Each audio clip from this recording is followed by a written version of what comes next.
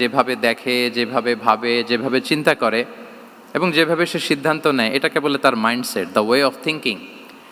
তো রাসূলুল্লাহ সাল্লাল্লাহু আলাইহি ওয়াসাল্লামের মাইন্ডসেট কেমন ছিল, তিনি বিভিন্ন সিচুয়েশনে কীভাবে ওই সিচুয়েশনটাকে ডিল করতেন, ওনার অ্যাপ্রোচ কেমন ছিল, কোন পরিস্থিতিতে কিভাবে রিয়্যাক্ট করতেন, কিভাবে রেসপন্স করতেন, কিভাবে থিঙ্ক করতেন, কিভাবে ডিসিশন মেকিং করতেন, এই টোটাল বিষয়টাকে আজকে আমরা prophetic mindset through the lens of সিরাতে কভার করবার চেষ্টা করবো ইনশাআল্লাহ। একটু ভারী টপিক, তারপরে খুব সহজ করে উপস্থাপন প্রেজেন্টেশন করতে পারলে এটা বোঝা যাবে ইনশাআল্লাহ বিইذনিল্লাহ। তাহলে আমি প্রায়ই রাসূল সাল্লাল্লাহু আলাইহি ওয়াসাল্লামের মাইন্ডসেট বোঝানোর জন্য সিরাতে ঢুকে যাব, মানে রাসূল সাল্লাল্লাহু আলাইহি ওয়াসাল্লামের আসিরা আল আতেরা আল মুবারাকা, ওনার বায়োগ্রাফিতে প্রবেশ করব এবং সেখান থেকে রেফারেন্সগুলো শেয়ার করব আপনাদের সাথে, এবং সুন্নাহ থেকে রেফারেন্স শেয়ার করব, যাতে করে আমাদের কাছে ক্লিয়ার হয় যে ওনার মাইন্ডসেটটা কেমন, দৃষ্টিভঙ্গি কেমন। আমরা অনেকে বলি না যে দৃষ্টিভঙ্গি বদলান তো জীবন বদলে যাবে, এটা বলি না আমরা? তার মানে এটা খুব গুরুত্বপূর্ণ, মাইন্ডসেট খুব গুরুত্বপূর্ণ। আমরা প্রফেটিক মাইন্ডসেট নিয়ে কথা বলবো ইনশাআল্লাহ। আমি আমার রিসার্চে 12টা মাইন্ডসেট খুঁজে পেয়েছি, based on my personal research. আরও কিছু মাইন্ডসেট থাকতে পারে, কিন্তু মেইনলি ঘুরে ফিরে এই 12টার মধ্যেই সীমাবদ্ধ রাসূল সাল্লাল্লাহু আলাইহি ওয়াসাল্লামের মাইন্ডসেট। সেই 12টা মাইন্ডসেট কী কী, আমি পয়েন্টগুলো উল্লেখ করে আমি মূল আলোচনাতে প্রবেশ করছি। প্রথম হচ্ছে গড সেন্ট্রিক মাইন্ডসেট, 2 নম্বরে ভিশন ওরিয়েন্টেড, 3 নম্বরে উইজডম ড্রিভেন, 4 নম্বরে রিফর্ম সেন্ট্রিক, 5 নম্বরে ওপেন মাইন্ডেড, 6 নম্বর এন্টারপ্রেনাল, 7 নম্বর কনসিডারেট, 8 নম্বর ট্রান্সপারেন্ট, 9 নম্বর অ্যাপ্রিসিয়েটিভ, 10 নম্বর হচ্ছে ফ্লেক্সিবল, 11 নম্বর অপটিমিস্টিক, 12 নম্বর হচ্ছে resilient. Based on my research, আমার ক্ষুদ্র গবেষণায় আমি খুঁজে পেয়েছি যে রাসূল সাল্লাল্লাহু আলাইহি ওয়াসাল্লাম এই ধরনের মানসিকতার অধিকারী ছিলেন, এই অ্যাপ্রোচের অধিকারী ছিলেন। প্রথম যেই মাইন্ডসেটটা নিয়ে আমরা আলোচনা করব সেটা হচ্ছে গড সেন্ট্রিক মাইন্ডসেট বা আল্লাহ সেন্ট্রিক মাইন্ডসেট। অর্থাৎ রাসূল সাল্লাল্লাহু আলাইহি ওয়াসাল্লাম যে কোনো কাজে তিনি আল্লাহ তাআলাকে ফিল করতেন, সব কিছু ছিল আল্লাহ তাআলা কেন্দ্রিক। যাই তিনি করতেন না কেন, একজন মহান সত্তার সন্তুষ্টির জন্যই তিনি সেটা করতেন। তিনি কে? আওয়াজ করে বলুন, তিনি কে? আল্লাহ সুবহানাহু ওয়া তাআলা। তার সন্তুষ্টির জন্যই তিনি সব কিছু করতেন এবং সবসময় তিনি এটা ফিল করতেন যে আমার আসল ভরসা স্থল হচ্ছে আল্লাহ তাআলা। আসল ভরসা স্থল কে? আল্লাহ তাআলা। এবং আল্লাহকেই তিনি ওনার নিজের অভিভাবক হিসেবে সবসময় চিন্তা করতেন। এবং তার দয়ার পরশেই যে আমরা বেঁচে আছি, তিনি যে আমাকে আগলে রেখেছেন, সার্বক্ষণিক এটাকে মনের মধ্যে ধারণ করা, সবসময় এই চিন্তাটা ভেতরে লালন করা, এটাকেই বলে গড সেন্ট্রিক মাইন্ডসেট বা আল্লাহ সেন্ট্রিক মাইন্ডসেট। এই মাইন্ডসেটের অধিকারী যদি আপনি হতে পারেন, আপনি একটা ডিভাইন পাওয়ার শিল্ডের ভেতরে থাকবেন, একটা ডিভাইন প্রোটেকশনে থাকবেন। চারিদিকে তুফান, ঝঞ্ঝা, ঝড়, অনেক কিছু, কোনো কিছুই আপনাকে স্পর্শ করবে না, কারণ আপনার গড সেন্ট্রিক মাইন্ডসেট আছে। একটা মহাশক্তিধর সত্তার সাথে আপনার সংযোগায়ন আছে, কানেক্টিভিটি আছে। সো প্রথম মাইন্ডসেটটা হচ্ছে গড সেন্ট্রিক মাইন্ডসেট। রাসূল সাল্লাল্লাহু আলাইহি ওয়াসাল্লাম সবসময় সব কিছু আল্লাহ তাআলার সন্তুষ্টির জন্য করতেন এবং তিনি ভাবতেন আমার কেউ না থাক, আল্লাহ আছে। যার কেউ নাই তার কে থাকে? আল্লাহ আছে। এটাই হচ্ছে গড সেন্ট্রিক মাইন্ডসেট। আসুন আমরা সিরাতের ভেতরে ঢুকে যাই, যেহেতু আমরা বলেছি থ্রু দ্য লেন্স অফ সিরা। সিরাতের পরতে পরতে, সুন্নাহর পরতে পরতে আমরা দেখব যে তিনি গড সেন্ট্রিক মাইন্ডসেটের অধিকারী ছিলেন কিনা। আল্লাহর হাবিব সাল্লাল্লাহু আলাইহি ওয়াসাল্লাম একবার একটা যুদ্ধ থেকে ফেরার পথে মরুভূমির মাঝখানে সেনাবাহিনীকে থামিয়ে বিশ্রামের ঘোষণা দিলেন যে তোমরা একটু বিশ্রাম নাও। তো উনি একটা গাছের নিচে বিশ্রামের জন্য গেলেন এবং সেখানে গাছের ডালে ওনার তলোয়ারটা ঝুলিয়ে রাখলেন, ঝুলিয়ে বিশ্রাম নিতে লাগলেন, ঘুমিয়ে পড়লেন। হঠাৎ এক বেদুইন এসে রাসূল সাল্লাল্লাহু আলাইহি ওয়াসাল্লামের এই কোষবদ্ধ তলোয়ারটা কোষমুক্ত করে এরকম হাতে নিল। রাসূল সাল্লাল্লাহু আলাইহি ওয়াসাল্লাম ঘুম থেকে জেগে উঠলেন। এবার বেদুইন বলতে আরম্ভ করলো, মাইয়ামনাউকা মিন্নি, এই মুহাম্মদ তোমাকে এবার কে বাঁচাবে বলো, এই তো আমার হাতে তলোয়ার, কে বাঁচাবে? সাথে সাথেই আল্লাহর হাবিব সাল্লাল্লাহু আলাইহি ওয়াসাল্লাম উনি উত্তরে বললেন আল্লাহ। উত্তরে কি বললেন? কোনো চিন্তা ভাবনা নাই যে ওরে আঘাত করা যায় কিনা পাল্টা, বা কোনোভাবে ওর কনফিডেন্স ডাউন করা যায় কিনা, এদিক সেদিক কারো সাপোর্ট চাওয়া যায় কিনা, কোনো দিকে না তাকিয়ে কি বললেন? আল্লাহ। সবসময় তিনি আল্লাহ কেন্দ্রিক ছিলেন। এটাকে বলে গড সেন্ট্রিক মাইন্ডসেট। যে কোনো পরিস্থিতিতে তিনি আল্লাহ যে আমার সাথে আছেন এটা কল্পনা করতেন। এবং সুনানে আবু দাউদের একটি বর্ণনা এসেছে, রাসূল সাল্লাল্লাহু আলাইহি ওয়াসাল্লাম কান নবী সাল্লাল্লাহু আলাইহি ওয়াসাল্লাম ইযা হাযাবাহু আমরুন সাল্লা, তাকে যখন কোনো জিনিস বিচলিত করত তিনি জায়নামাজের মুসল্লায় দাঁড়িয়ে যেতেন, সালাতের জন্য দাঁড়িয়ে যেতেন। বিপদে পড়লেই আল্লাহর কাছে সেটা সঁপে দিতেন, শেয়ার করতেন। আমরা বর্তমানে কোনো বিপদে পড়লেই কি করি? আগে কোথায় শেয়ার করি? ফেসবুকে। আসলে করা উচিত কার সাথে? হ্যাঁ, আমার স্ত্রীর সাথে শেয়ার করার আগেও শেয়ার করব কার সাথে? আমার বন্ধুর সাথে শেয়ার করার আগেও শেয়ার করব কার সাথে? আল্লাহর সাথে।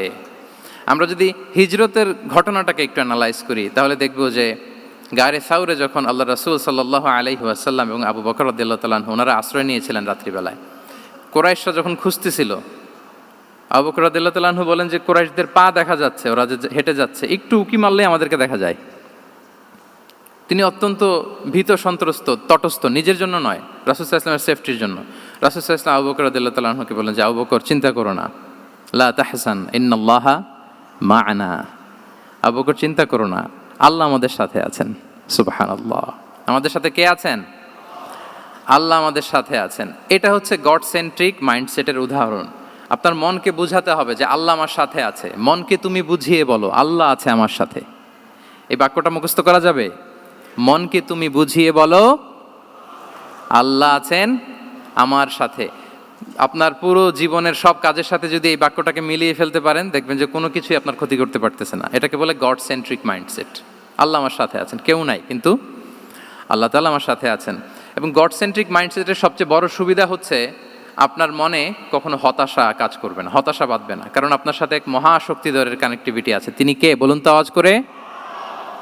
তিনি আল্লাহ। হতাশা আসবে না। এই যে আমাদের জাতীয় জীবনের এখন সবচাইতে বড় বড় সমস্যাগুলোর যদি আমরা লিস্ট করি, একটা বড় সমস্যা হচ্ছে ডিপ্রেশন, তাই না? আমরা ডিপ্রেশনে ভুগি না? আপনাদের ডিপ্রেশন হয় কখনো? আচ্ছা, ডিপ্রেশন কাকে বলে আগে বলে। ডিপ্রেশন হচ্ছে আপনার আর আপনার রবের মাঝে যে দূরত্ব, এটার নাম ডিপ্রেশন। আই রিপিট, আমার আর আমার রবের মাঝে যে গ্যাপ, আমাদের সম্পর্কের যে দূরত্ব, এটার নাম কি? ডিপ্রেশন। আপনি যত আল্লাহর সাথে সম্পর্ক জোরদার করতে পারবেন, ডিপ্রেশন আপনার থেকে দৌড়ে পালাবে। এজন্য আমাদের বিশ্বাসীদের জীবনে কোনো ডিপ্রেশন নাই। আছে? আমাদের ডিকশনারিতে কোনো ডিপ্রেশন আছে বলেন তো? আমাদের সাথে আল্লাহর সম্পর্ক কেমন বলেন? মজবুত? আলহামদুলিল্লাহ পড়ুন সবাই। তাহলে ডিপ্রেশন হচ্ছে আপনার আর আপনার রবের মাঝে যে দূরত্ব, এই দূরত্ব দূর করে দেন, ডিপ্রেশন আপনিই পালাবে। আমরা আরও কিছু সিরা থেকে ইনসিডেন্ট নিয়ে দেখি যে গড সেন্ট্রিক মাইন্ডসেটটা কেমন। দ্বিতীয় হিজরিতে যে বদরের যুদ্ধ হলো, সে বদরের যুদ্ধে ইবনে মাসউদ রাদিয়াল্লাহু তাআলা আনহু তিনি বর্ণনা করেন যে আল্লাহ রাসূল সাল্লাল্লাহু আলাইহি ওয়াসাল্লাম আগামীকাল যুদ্ধ, এর আগের দিন রাতে তিনি হাত তুলে এরকম দোয়া করতেছিলেন। আমরা তো এইভাবে দোয়া করি। আল্লাহর হাবিব সাল্লাল্লাহু আলাইহি ওয়াসাল্লাম তিনি দোয়া করতে করতে ইমোশনালি হাত এরকম উঁচু করে, হাত্তা ইউরা বায়াদু ইবতাইহি, বগলের শুভ্রতা দেখা যাচ্ছিল। উনি দোয়া করতেছিলেন, আল্লাহুম্মা আনজিজ লি মা ওয়া'আতানি, আল্লাহুম্মা আতিনি মা ওয়া'আতানি, আল্লাহ তুমি যে বিজয় দিবে বলে প্রতিশ্রুতি করেছিল, ওই বিজয় আমাদেরকে দাও, ওই ভিক্টরি আমাদেরকে দাও। দোয়া করছিলেন। সাইয়েদনা আলী রাদিয়াল্লাহু তাআলা আনহু উনি বর্ণনা করছেন যে বদরের যুদ্ধের আগের রাতে আমরা সবাই ঘুমোচ্ছিলাম, কিন্তু রাসূল সাল্লাল্লাহু আলাইহি ওয়াসাল্লামকে দেখলাম যে না, উনি হাত তুলে শুধু আল্লাহর কাছে কান্না করছেন, দোয়া করছেন। আবু বকর রাদিয়াল্লাহু তাআলা আনহু উনি বলেন যে আমি যে দেখলাম যে তিনি ফজর পর্যন্ত দোয়া চালিয়েই যাচ্ছিলেন, দোয়া চালিয়েই যাচ্ছিলেন, দোয়া কন্টিনিউ করছিলেন তিনি। এবং দোয়া করতে করতে রাসূল সাল্লাল্লাহু আলাইহি ওয়াসাল্লাম এতটাই ইমোশনাল হয়ে গেলেন যে ওনার গায়ের চাদরটা নিচে পড়ে গেল। আবু বকর রাদিয়াল্লাহু তাআলা আনহু যে বলেন, ইয়া নবী আল্লাহ কাফাকা মুনাশাদাতুকা রাব্বাক ফাইন্নাহু সায়ুনজিজু লাকা মা ওয়া'দাক। হে নবী, যথেষ্ট, এনাফ ইজ এনাফ, অনেক হয়েছে নবী, আন্না, আর কাঁদতে হবে না, আপনার রব আপনাকে ভিক্টরি বা বিজয় দান করবে ইনশাআল্লাহ। তাহলে দেখেন, যুদ্ধের আগের রাতে সেনাপ্রধান কি করে? এই কৌশল ওই কৌশল, কোন দিক দিয়ে অ্যাটাক করা যাবে, ওয়ার স্ট্র্যাটেজি ঠিক করে, তার সাথে যারা আছে তাদের সাথে পরামর্শ করে। কিন্তু রাসূল সাল্লাল্লাহু আলাইহি ওয়াসাল্লাম সব কিছু সেট করে দিয়ে কার সাথে কানেক্টিভিটি করেছেন বলুন তো? আল্লাহর সাথে। This is called God centric mindset, Allah centric mindset. আমার হৃদয়টা সবসময় কার সাথে জুড়ে থাকবে? আল্লাহর সাথে, কারণ উনি ছাড়া আমার কোনো ঠিকানাই নাই। তাহলে এই মেন্টালিটি যদি আমরা ধারণ করতে পারি, এটাকে বলে গড সেন্ট্রিক মাইন্ডসেট। তাহলে রাসূলুল্লাহ সাল্লাল্লাহু আলাইহি ওয়া সাল্লামের যে 12টা মাইন্ডসেটের কথা আমরা বলেছি, তার প্রথমটা হচ্ছে গড সেন্ট্রিক। আল্লাহ তাআলা আমাদেরকে গড সেন্ট্রিক মাইন্ডসেট দান করুক। আমরা যে কোনো পরিস্থিতিতে যেভাবেই থাকি না কেন, আমরা বিপদে আপদে সবসময় ভরসা রাখবো কার উপর? এটাই হচ্ছে গড সেন্ট্রিক বা আল্লাহ সেন্ট্রিক মাইন্ডসেট। আচ্ছা, 2 নাম্বার মাইন্ডসেট হচ্ছে vision oriented mindset. Vision oriented mindset মানে হচ্ছে যার মধ্যে দূরদর্শিতা আছে, ফার সাইটেডনেস আছে, who can anticipate the future, যে ভবিষ্যৎ আগাম অনুমান করে ফেলতে পারে, সামনের পরিস্থিতিকে আগাম অনুমান করতে পারার যে যোগ্যতা বা দীর্ঘমেয়াদী চিন্তা করতে পারার যে ক্যাপাসিটি, এটাকে বলে ভিশন ওরিয়েন্টেড মাইন্ডসেট। এটা আল্লাহ রাসূল সাল্লাল্লাহু আলাইহি ওয়া আলিহি ওয়াসাল্লামকে আল্লাহ তাআলা দান করেছেন। উনি ভবিষ্যৎকে আগাম বুঝতে পারতেন, আগাম অনুমান করতে পারতেন, এবং সে অনুযায়ী তিনি স্ট্র্যাটেজি, প্ল্যান, পরিকল্পনা এটা তিনি সাজাতে পারতেন। এটাকে বলে ভিশন ওরিয়েন্টেড মাইন্ডসেট। এবার আসুন আমরা সিরাতের কিছু ইনসিডেন্টকে সামনে নিয়ে আসি যে তিনি কীরকম ভিশন ওরিয়েন্টেড মাইন্ডসেটের অধিকারী ছিলেন। আমরা সবাই হুদাইবিয়ার ঘটনা জানি না? কত হিজরিতে ঘটেছিল বলুন তো সবাই? 6ষ্ঠ হিজরিতে। লাকাদ সাদাকাল্লাহু রাসূলাহুর রুইয়া বিল হক লাতাদখুলুন্নাল মাসজিদাল হারামা ইনশাআল্লাহু আমিনিন। রাসূল সাল্লাল্লাহু আলাইহি ওয়াসাল্লাম 6ষ্ঠ হিজরিতে মদিনায় স্বপ্নে দেখলেন যে তিনি উমরা করতে যাচ্ছেন। তো নবীদের স্বপ্ন এটা কেবল স্বপ্ন নয়, এটা আল্লাহর পক্ষ থেকে ওয়াহি, রেভেলেশন।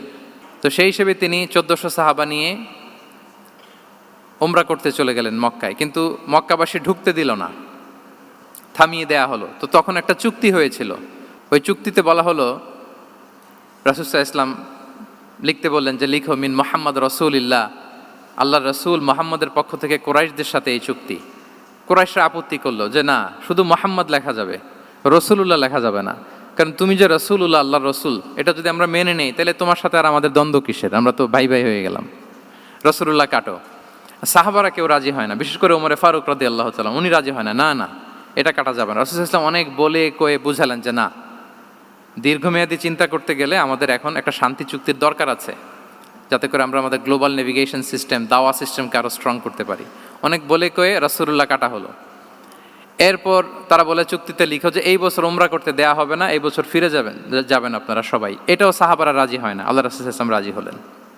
আবার আরেকটা ক্লোজে লেখা হলো যে আগামী বছর আসলেও 3 দিনের বেশি থাকা যাবে না, সেটাও রাজি হয়ে গেল রাসূল সাল্লাল্লাহু আলাইহি ওয়াসাল্লাম, সাহাবারা রাজি হচ্ছেন না।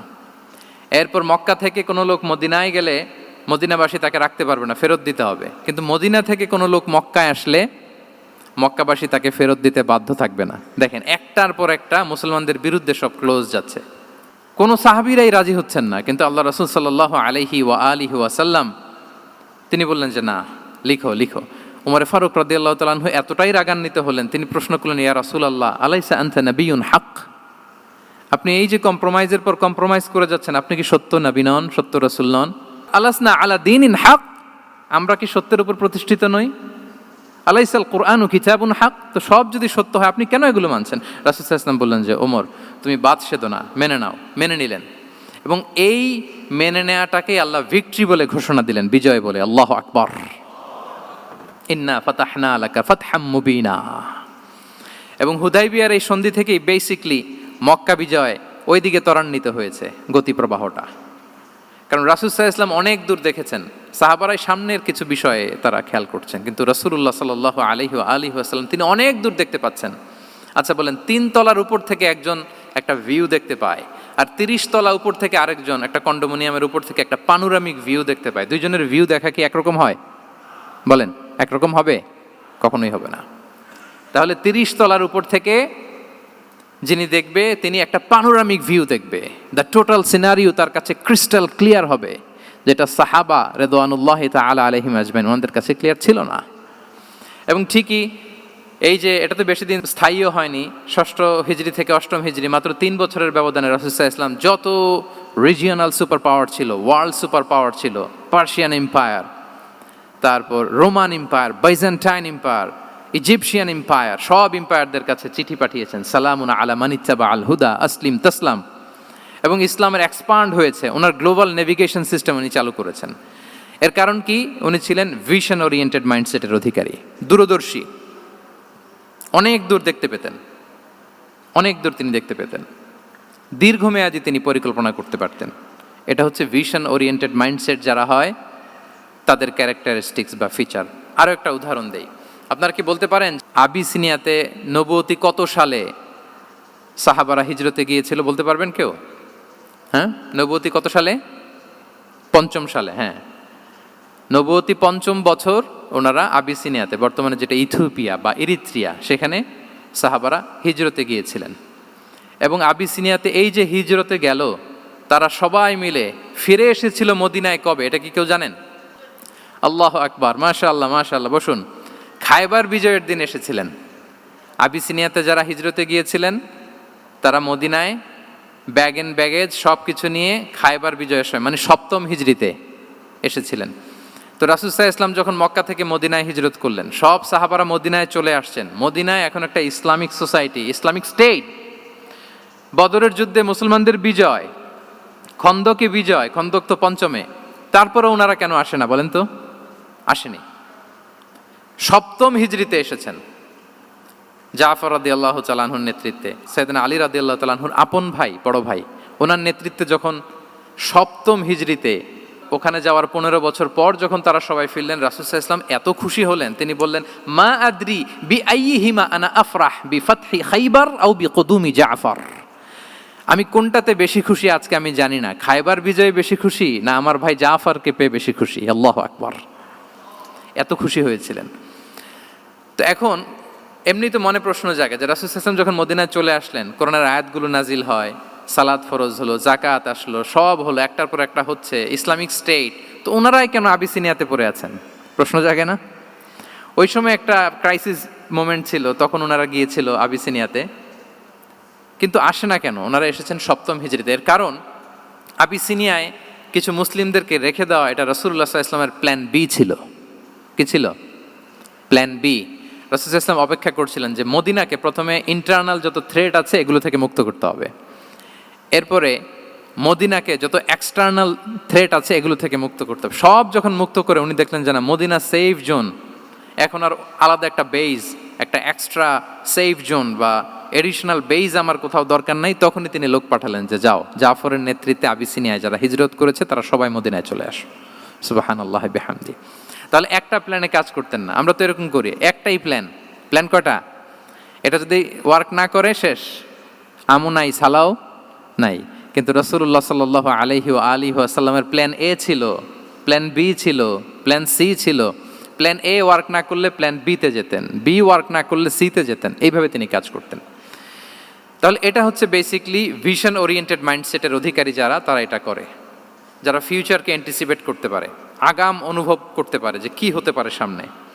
এই যে বাংলাদেশের বিভিন্ন প্ল্যান পরিকল্পনায় আমরা দেখা যায় যে এখান দিয়ে একটা ব্রিজ করে পরে ভাঙতে হয়, রাস্তা একটা তৈরির পরে ভাঙতে হয়, কোথায় এক টানেল হয়ে আছে প্রতি মাসে মাসে এখন লস হয়, তারপর 1 ঘন্টা বৃষ্টি হলে পুরো ঢাকা শহর এটা বন্যা হয়ে যায়।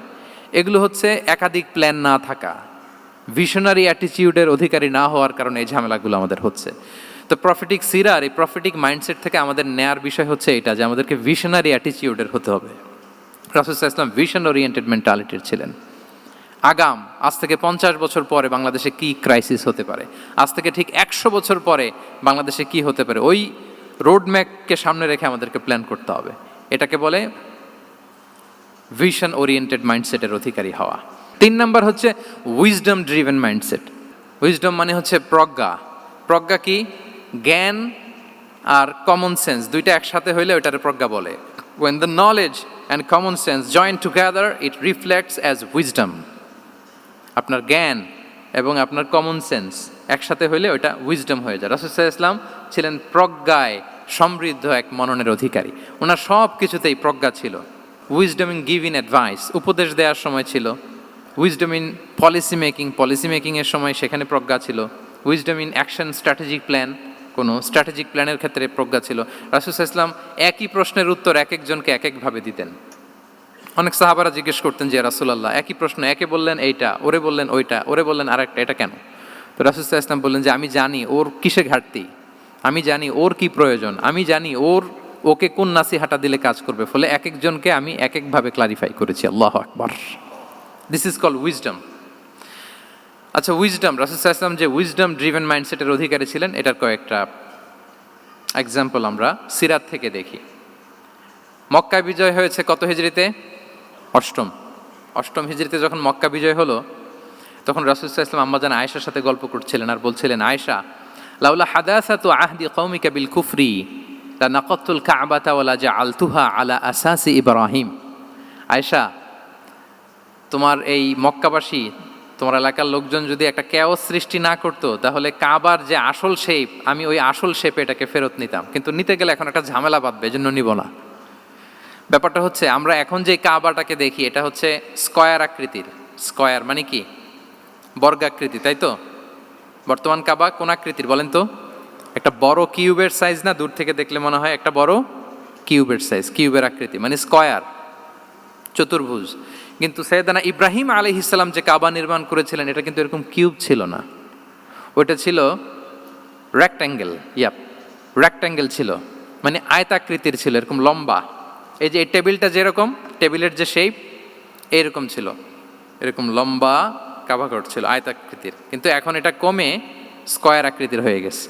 এর কারণটা কি? কাবা একবার ওখানে অগ্নিকাণ্ড ঘটার কারণে ধ্বংস হয়েছিল, ফলে কাবাকে আবার রিনোভেশন করা লেগেছিল, পুনর্নির্মাণ। তো কোরাইশা সিদ্ধান্ত নিয়েছিল, কাবা পুনর্নির্মাণে আমরা কোনো হারাম টাকা ইউজ করব না, যার কাছে যত হালাল টাকা আছে নিয়ে আসা হলো। কিন্তু হালাল টাকা যতটুকু জমা হয়েছে, এটা দিয়ে পুরো কাবা নির্মাণ হয় না, অর্ধেক হয়। ফলে কাবা যে আয়তাকৃতির ছিল সেটা না হয়ে গেছে কি বলেন, বর্গাকৃতির, মানে স্কয়ার। ওই স্কয়ার কাবাই আজ পর্যন্ত রয়ে গেছে। কিন্তু ওই যে আয়তক্ষেত্রের যে শেপের মধ্যে যতটুকু জায়গা বাকি ছিল, ওইখানে দেখবেন একটা ক্রিসেন্টের মতো আছে, হেজরে ইসমাইল, হাতিমে কাবা বলে। ওইটার ভিতরে নামাজ পড়া আর কাবার ভিতরে নামাজ পড়া একই হুকুম। ওইটার ভিতরে নামাজ পড়া আর কাবার ভিতরে নামাজ পড়া কি একই হুকুম। ফলে ওই হাতিমের ভেতরে ফরজ সালাত আদায় হয় না, নফল সুন্নাত পড়া যায়। এমনকি কাবার ভেতরেও ফরজ সালাত আদায় করলে আদায় হবে না, কারণ নামাজের ফরজের মধ্যে একটা ফরজ হচ্ছে ইলা জিহাতিল কাবা, টু দ্য ডাইরেকশন অফ কেবলা। আপনার কেবলা মুখী হইতে হবে না। আপনি তো কাবার ভিতরে ঢুকে গেছেন, এখন কাবা কোন দিকে? কাবা তো নাই, বের হইতে হবে। বের হয়ে কাবা মুখী হলে সালাত হবে। I think you got the point. তো তাহলে রাসূল সাল্লাল্লাহু আলাইহি ওয়াসাল্লামের উইজডম বা প্রজ্ঞাটা এখানে দেখেন। আম্মাজান আয়েশা রাদিয়াল্লাহু তাআলা আনহাকে উনি বললেন যে, আয়েশা, মক্কা তো বিজয় হলো, মক্কার কন্ট্রোল তো এখন আমার হাতে। চাইলে আমি কাবাকে ভেঙে সেই ইব্রাহিম আলাইহিস সালামের যে বেইজ, এরকম লম্বা করে শেপ দিতে পারি, কিন্তু দিব না। কেননা দিলে মক্কা একটা ক্যাওস হতে পারে। কি হতে পারে? কারণ তারা একেবারে ভেরি রিসেন্ট মুসলমান হয়েছে, তারা না বুঝেই বলবে যে সেই আদি কাবা, মুহাম্মদ এই কাবার অপমান করেছে, কাবাকে ভুলুণ্ঠিত করেছে, সম্মানকে নষ্ট করেছে, এরকম একটা কোশ্চেন রাইজ করতে পারে। এই জন্য আমি করলাম না। সুবহানাল্লাহ, দিস ইজ কল্ড উইজডম। এটাকে কি বলে? প্রজ্ঞা। এটাকে প্রজ্ঞা বলে। তাহলে আপনার জ্ঞান এবং আপনার কমন সেন্স দুইটা যখন কানেক্ট করে, তখন সেটা প্রজ্ঞা হয়।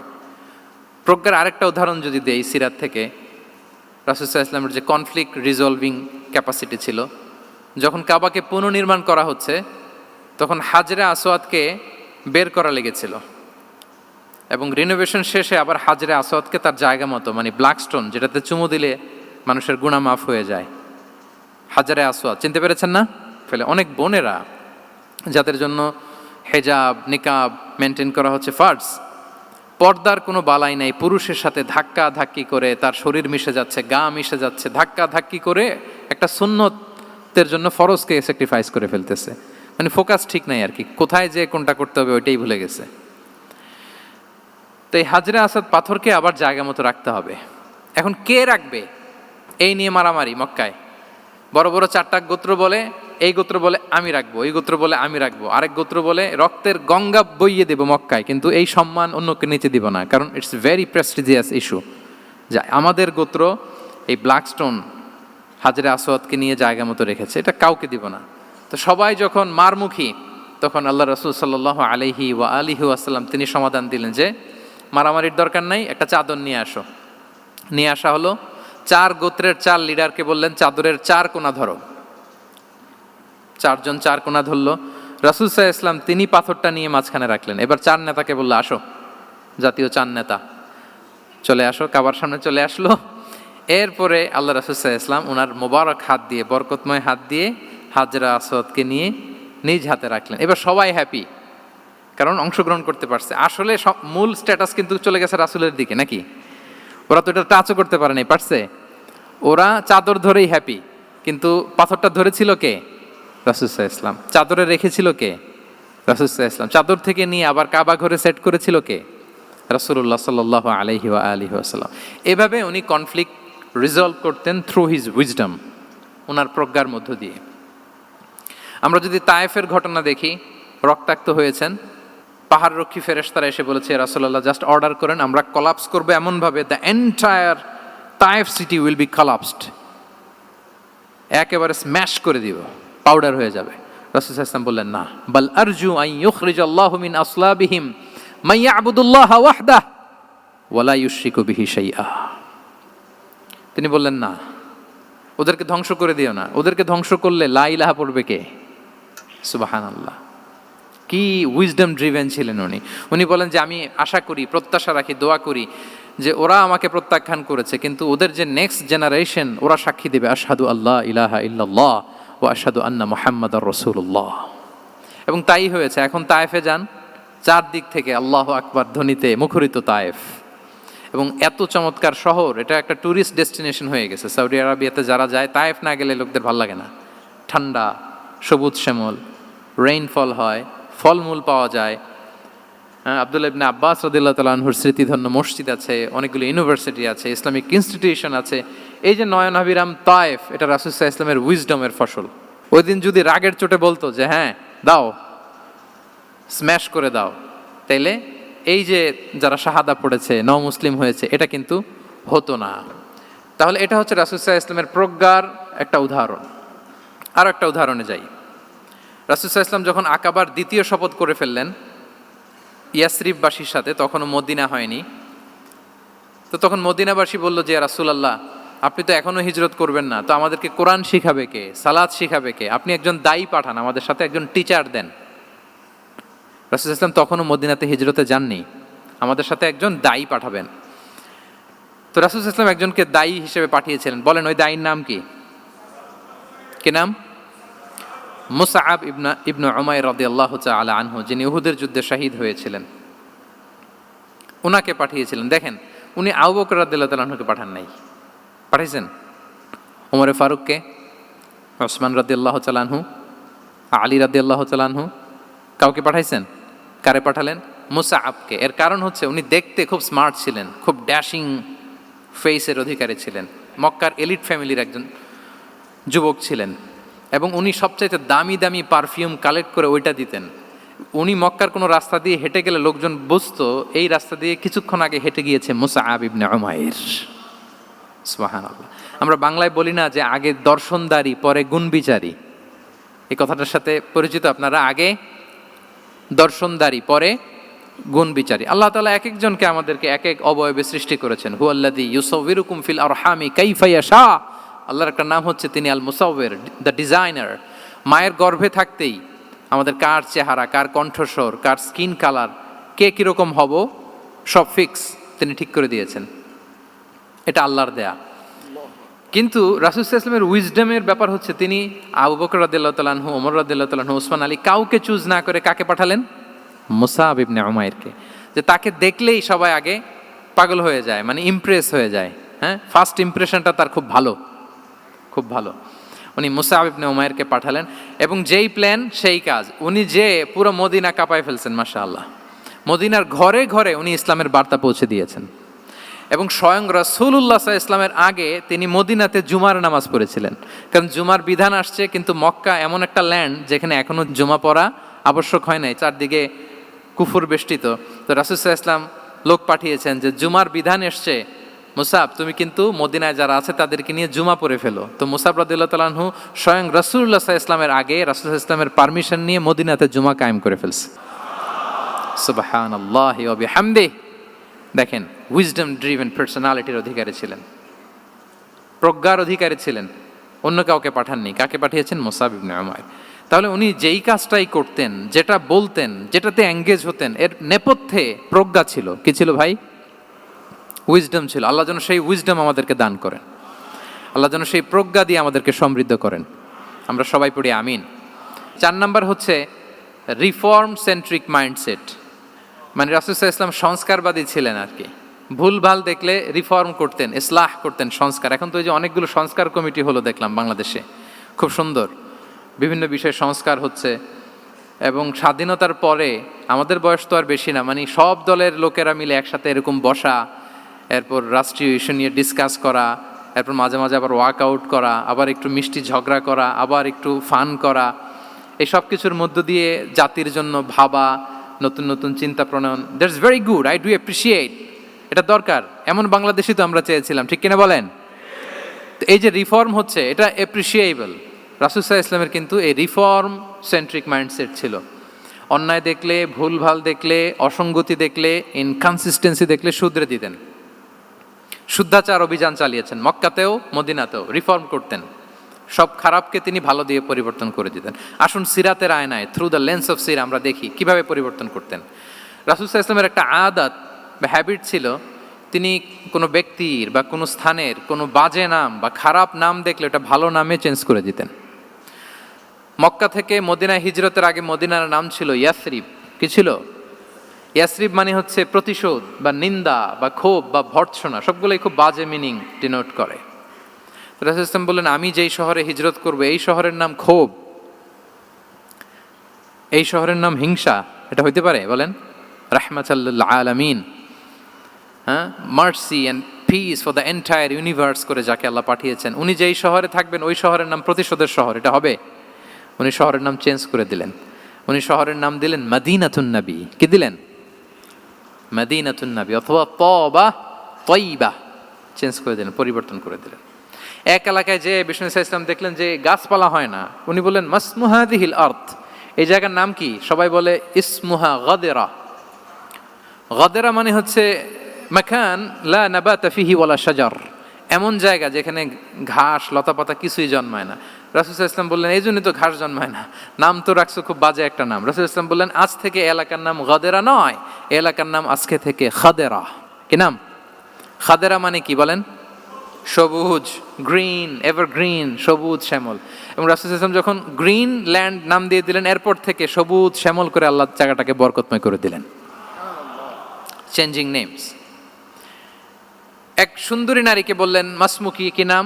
বলে আসিয়া। আসিয়া মানে অবাধ্য। রাসূল সাল্লাল্লাহু আলাইহি ওয়াসাল্লাম বললেন, তুমি এত সুন্দরী, you are a beautiful lady, আর কি বাজে একটা নাম রেখেছো আসিয়া। তুমি আসিয়া কেন হবে? আজকে থেকে তোমার নাম জামিলা, মানে তুমি সুন্দরী, রূপবতী। সুবহানাল্লাহ, সুন্দর একটা নাম দিয়ে দিলেন। এক সাহাবীর নাম ছিল হাজান। হাজান মানে রাফ এন্ড টাফ, রুক্ষ। রাসূল সাল্লাল্লাহু আলাইহি ওয়াসাল্লাম বললেন, না, হাজান না, তোমার নাম আজকে থেকে সাহাল। কি নাম? সাহাল। সাহাল মানে সহজ। উনি বলেন, যেদিন থেকে সাহাল রাখছি এর আগ পর্যন্ত নাকি ওনার অসুস্থতা, রোগ বালাই একটার পর একটা লেগেই থাকতো। যেদিন থেকে সাহাল, ওই দিন থেকে উনি বলেন যে আল্লাহ তাআলা নবীর এই নাম চেঞ্জ করে দেওয়ার বারাকায় আমার পুরো জীবনের সব কাজকে আল্লাহ তাআলা সহজ করে দিয়েছেন। তাহলে রিফর্ম সেন্ট্রিক মাইন্ডসেট, আমরাও খারাপ কিছু দেখলে ভালো দিয়ে পরিবর্তন করব। কি বলেন? আচ্ছা, এটা তো নাম চেঞ্জ করে দেয়া। এবার সোশ্যাল রিফর্ম তিনি কি কি করেছেন আমরা একটু দেখি। তিনি যখন যুবক, মক্কায় এক ইয়ামানি লোক ব্যবসা করতে এসে তার প্রোডাক্ট বিক্রি করার পরে, আস ইবনে ওয়াইল নামে এক লোকের কাছে বিক্রি করার পরে যখন দাম চাইতে গেল, আস বলে, আরে বেটা, আমরা মক্কার সন্তান, আমরা দাম দিব না। তো সে ভাবলো হয়তো আমার সাথে ঠাট্টা করেছে, হজের মৌসুম যাক, বেচাকেনা শেষ করে যাওয়ার পথে দামটা নিয়ে যাব। সে ফেরার দিন আবার গেল যে আমার তো জিনিসের দামটা আপনি দিলেন না। সে বলে, আমরা এই ভূখণ্ডের মালিক, আমরা দাম দেই না, এটা তো বড় জুলুম। সে কান্নাকাটি শুরু করলো। তার এই কান্নাকাটি দেখে আল্লাহ রাসূল সাল্লাল্লাহু আলাইহি ওয়াসাল্লাম ওনার চাচা জুবাইর ইবনে আব্দুল মুত্তালিব সহ ইয়াং স্টার যারা আছে, দ্য ইয়ুথ অব মক্কা, তাদের সবাইকে নিয়ে একটা সোসাইটি করলেন। এই যে আমরা হালাফুল ফুদুলের নাম শুনি না, যেটা বাংলায় আমরা কি বলি? হিলফুল ফুজুল। এই নামে তো অনেক সংগঠন আছে বাংলাদেশে। কি বলেন? যুবকরা কোনো সংগঠন করলে কমনলি এই নামটা পছন্দ করে, হিলফুল ফুজুল। আসলে এটার মূল নাম ছিল হালাফুল মুত্তাইয়িবিন। তিব মানে হচ্ছে রং।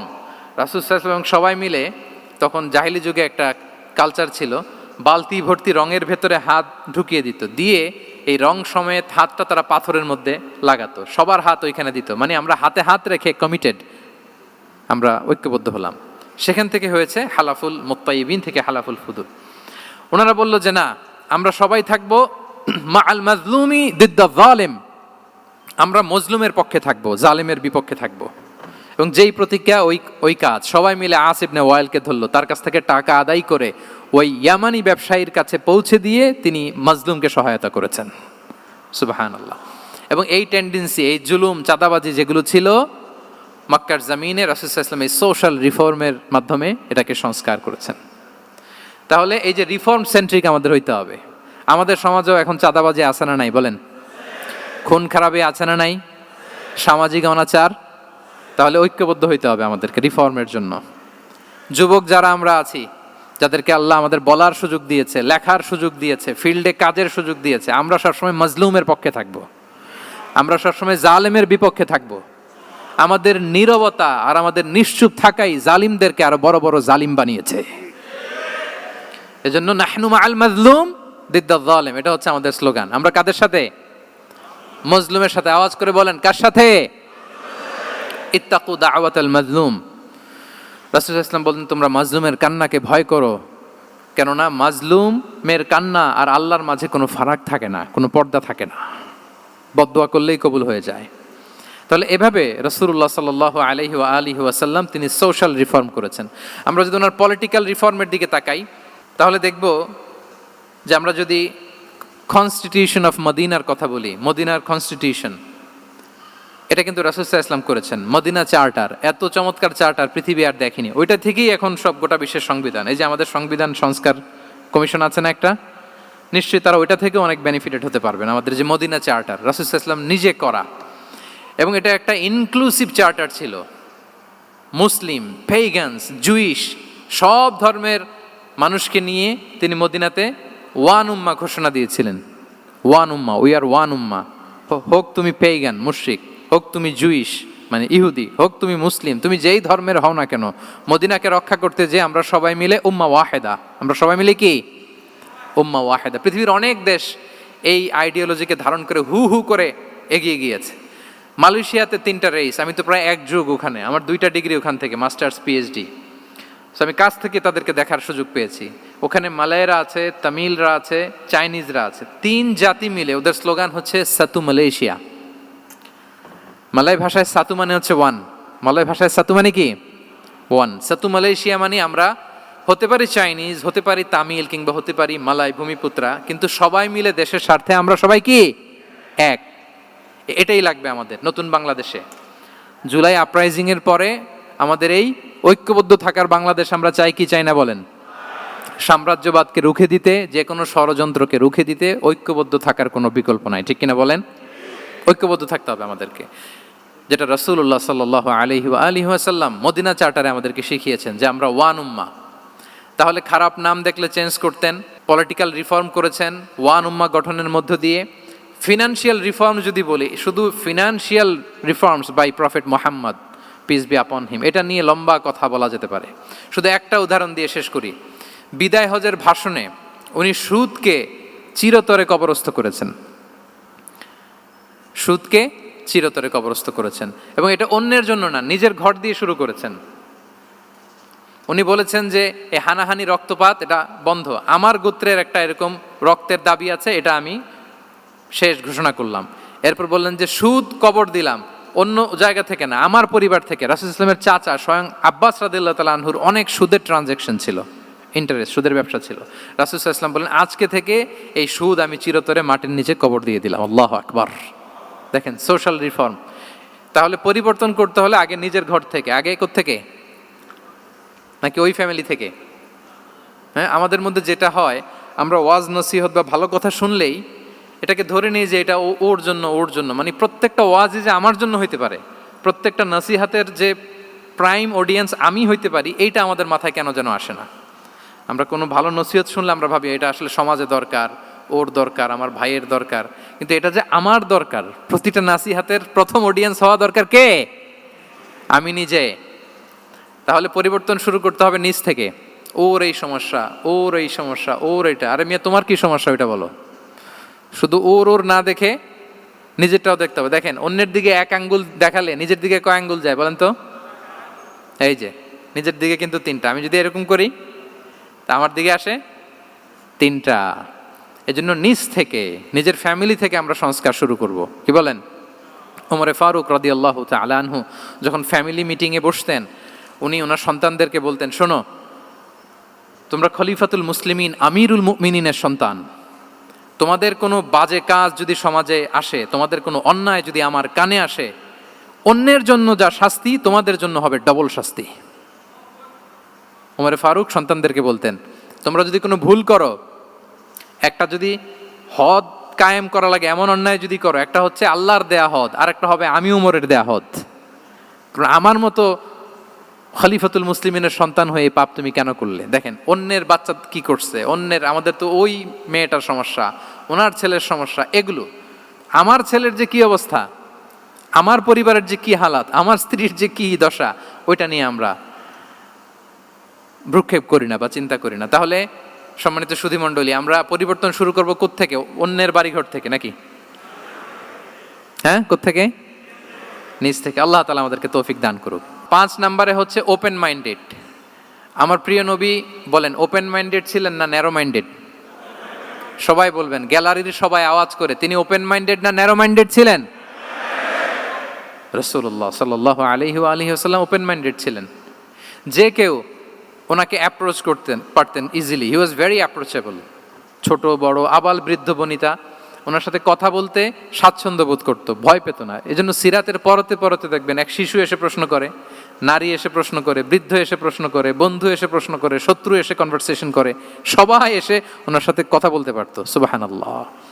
এবং এগুলো উনি অ্যাকোমোডেট করতে পারতেন। কি করতে পারতেন? অ্যাকোমোডেট করতেন। ছোট্ট একটা উদাহরণ দেই, আসির আল হালাবিয়া থেকে নেয়া একটা বিখ্যাত সিরাতের গ্রন্থ। বদরের যুদ্ধে রাসূল সাল্লাল্লাহু আলাইহি ওয়াসাল্লাম বদরের মাঠে সেনা ক্যাম্প স্থাপন করলেন। কি ক্যাম্প? সেনা ক্যাম্প স্থাপন করলেন। আল হুবাব ইবনুল মুনজির রাদিয়াল্লাহু তাআলা আনহু এক সাহাবী, উনি বললেন, ইয়া রাসূলুল্লাহ, এই যে সেনা শিবির যে এখানে স্থাপন করলেন, এটা কি আপনার নিজের ইচ্ছায় না আল্লাহর আদেশে? দেখেন, সেনাপতিরে কোনো সাধারণ সৈনিক এই প্রশ্ন করতে পারে? করলে চাকরি থাকবে?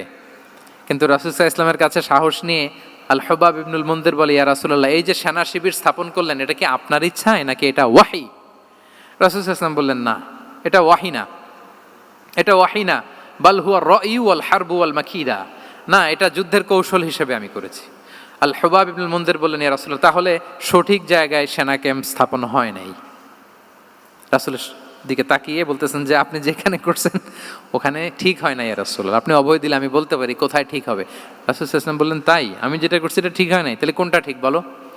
উনি বললেন, ওই যে বদরে একটা কুয়া আছে যেখানে পানির ব্যবস্থা আছে, ওইটার সামনে ব্যারিকেড দিয়ে আমাদের শিবির করতে হবে, তাহলে আমরা বদরের কুয়া থেকে পানি খাইতে পারবো, সারাদিন পানি খাবো, আর কাফিররা যুদ্ধে তো মারা যাবে, পানির অভাবে মারা যাবে। সুবহানাল্লাহ পড়বেন না? রাসূল সাল্লাল্লাহু আলাইহি ওয়াসাল্লাম বললেন, আরে তাই তো, তুমি তো ঠিকই বলেছো, এভাবে তো আমি ভেবে দেখিনি। আবার তিনি অ্যানাউন্স করে দিলেন যে সেনা শিবির এখানে যেই তাঁবু টাঙানো হয়েছে এখান থেকে মুভ করে আল হুবাব যেখানে ইন্ডিকেট করেছে ঠিক ওই জায়গায় যে শিবির স্থাপন করো। তাহলে আওয়াজ করে বলুন, ওপেন মাইন্ডেড না ন্যারো মাইন্ডেড? আমরা অনেক সময় আমাদের অধীনস্থদের কথা শুনতে চাই না। অনেক সময় অধীনস্থদের মাথা থেকেও দারুণ দারুণ দুর্দান্ত আইডিয়া চলে আসতে পারে, ইগনোর করবেন না সব সময়। আপনি দেখবেন যে তার কাছ থেকে ভালো আইডিয়া এসছে কিনা। তাহলে রাসূল সাল্লাল্লাহু আলাইহি ওয়াসাল্লাম এটাকে ইগনোর না করে অ্যাকোমোডেট করলেন। সুবহানাল্লাহ।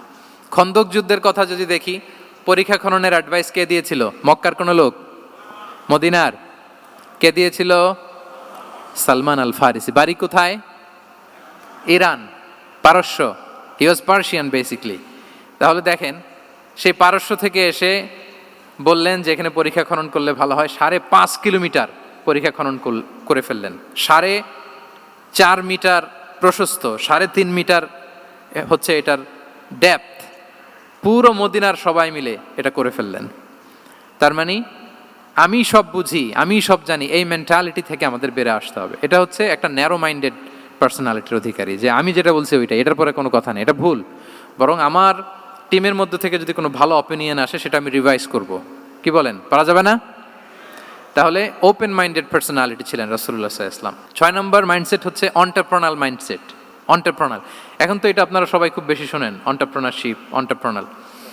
এন্টারপ্রেনাল মাইন্ডসেট আসলে অনেক কিছুর সমন্বয় হয়। 1 নম্বর, যার প্রোঅ্যাক্টিভ অ্যাটিটিউড যাদের থাকে, solution focused, not problem focused. Problem সৃষ্টি হইলে ওইদিকে ফোকাস না করে কিভাবে সলিউশন করা যায় ওইদিকে ফোকাস করতেন।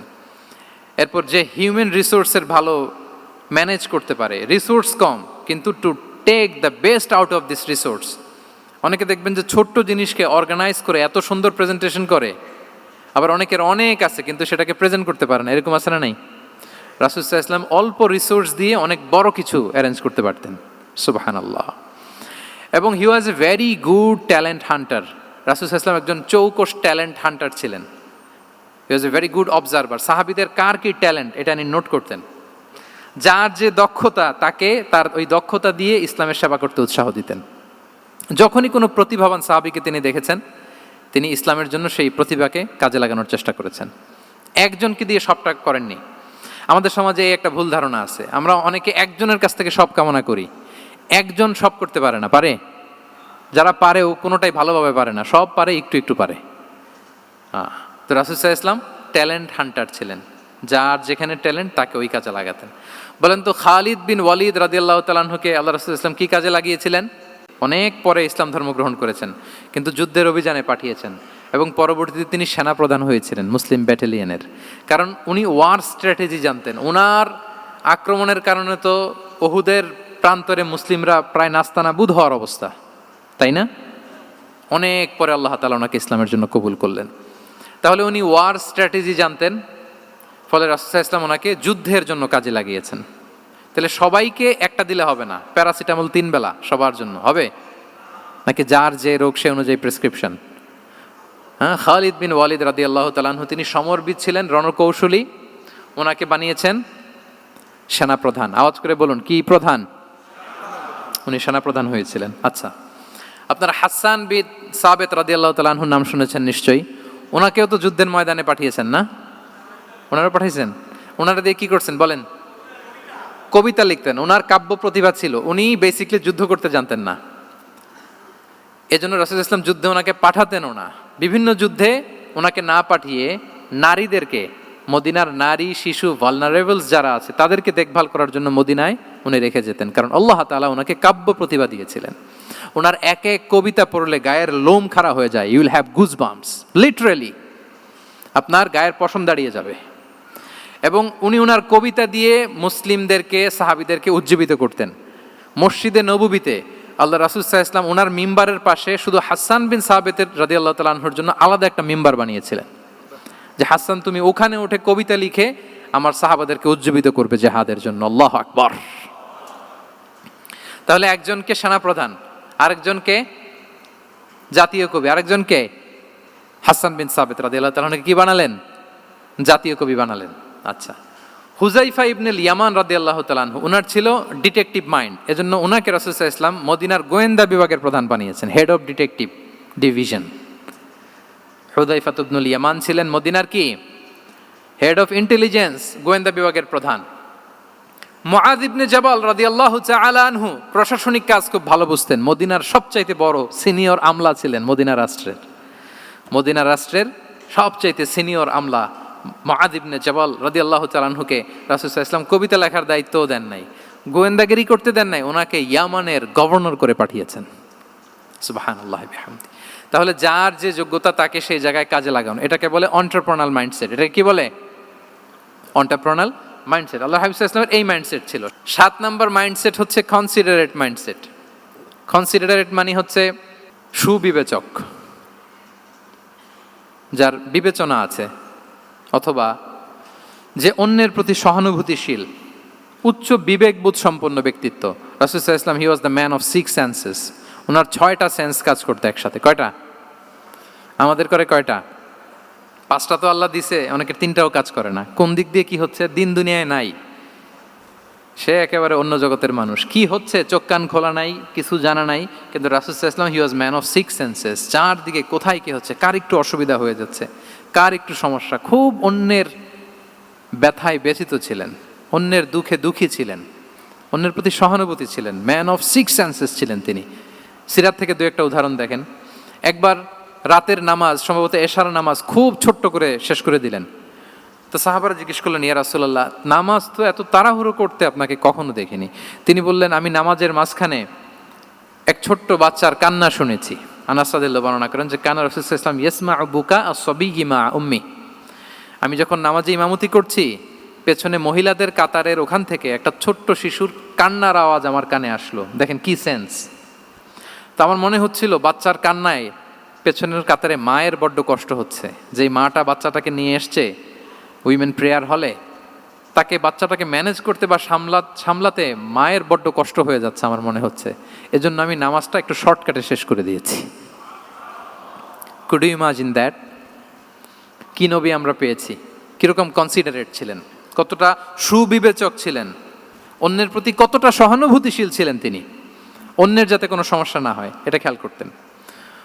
মুআয ইবনে জাবাল রাদিয়াল্লাহু তাআলা আনহুকে মদিনার পাশেই এক মসজিদের ইমাম করে পাঠালেন। উনি ইমামতির দায়িত্ব পেয়ে একবার মাগরিবের নামাজে সূরা বাকারা তেলাওয়াত শুরু করলেন। তো ওনার হয়তো তেলাওয়াত করতে করতে একটা ইমোশন চলে আসছে, উনি তো সুরের ঝংকার দিয়ে তেলাওয়াত করতেছেন।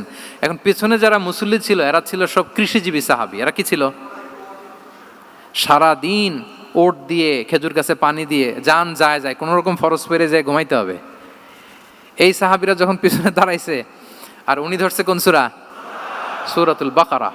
এখন ওনারা তো আর থাকতে পারে না, ওনার সাথে থাকতে না পারে এক সাহাবী নামাজ রেখে দিয়ে ডাইরেক্ট রাসূল সাল্লাল্লাহু আলাইহি ওয়াসাল্লামের কাছে, কারণ বড় হুজুর তো আছে মদিনায়।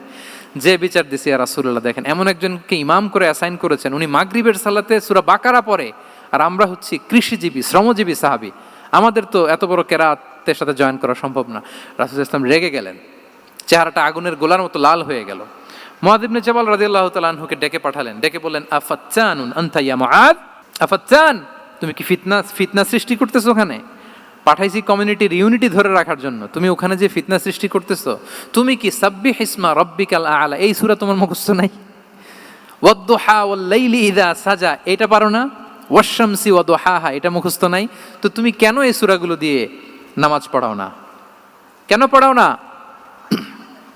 এরপর তিনি বললেন, যখন ইমামতির সুযোগ পাবে, সুযোগ পেয়ে লম্বা কেরাত ধরো না, ছোট্ট কেরাত দিয়ে নামাজ শেষ করো।